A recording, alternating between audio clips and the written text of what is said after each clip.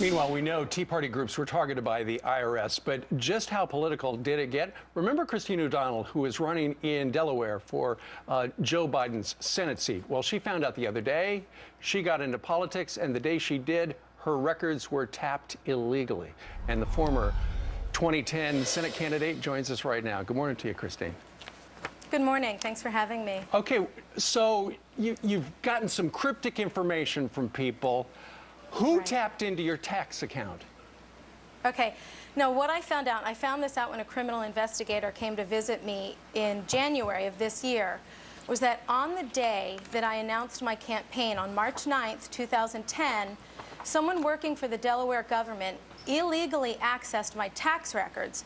Now, coincidentally, on that same day, the IRS filed an erroneous tax lien with Newcastle County.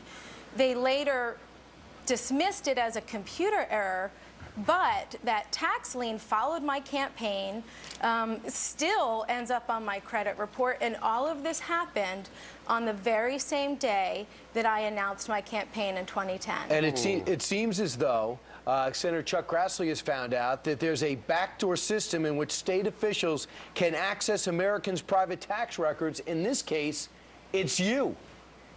Absolutely, absolutely, and that's what happened in my case. And I'm very grateful that Senator Grassley's investigative team has taken on this case, because the TIGTA, the Treasury Department's Inspector General, has decided that this case is closed, and the Department of Justice says that, yes, this case is closed, there's nothing suspicious, and somebody Eric broke Holder the says law. there's no reason.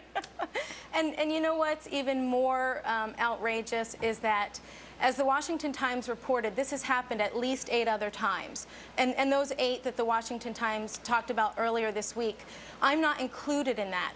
And then there's the separate investigation of what happened in mine. There's too many coincidences. Well, who are the other 8, Christine? Who are the other 8? Are they politicians? I don't know.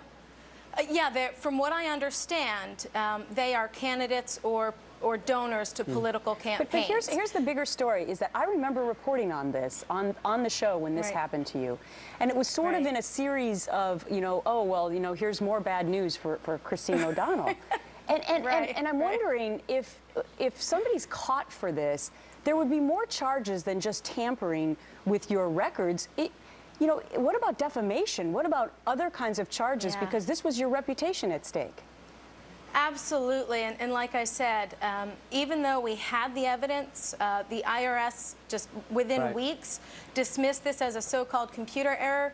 That tax lien, a copy of that erroneous tax lien, was still reported, still held up in front of cameras, used against me from my opponents on both sides of the aisle. I just want to get your impression real quick of the IRS hearings that you saw yesterday. What's your impression of what we found out?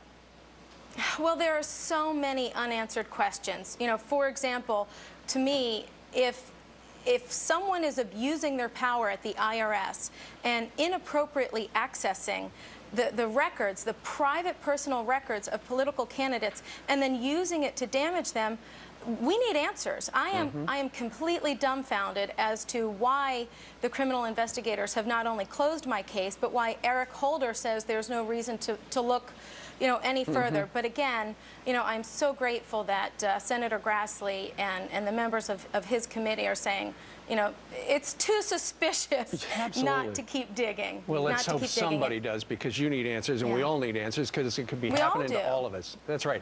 All right, Christine. This is about restoring fairness to the political process, and that affects all Americans, regardless of your political beliefs. Well put. Christine O'Donnell joined us today. Thank you very much. Thank you for having me.